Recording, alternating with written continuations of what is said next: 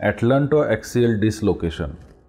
ॲटलंटोॲक्सियल dislocation म्हणजे मानेच्या पहिल्या आणि दुसऱ्या मणक्यामध्ये जो बंध असतो किंवा जो जॉईंट असतो त्याचं डिसलोकेशन होतं. तर ह्याच्यामुळे ह्या दोन जॉईंट्समध्ये जी मूवमेंट आहे ती अफेक्ट होते, मानदुखी होते. त्याचबरोबर आतमध्ये जो मज्जारज्जू असतो तर त्याच्यावर ह्या जॉईंटच्या डिसलोकेशनमुळे दाब पडू शकतो. युजली तोल जाणं, हातापायाची ताकद कमी होणं किंवा मलमूत्राचा कंट्रोल जाणं अशी काही प्रामुख्य लक्षणं ह्या आजारामध्ये होऊ शकतात.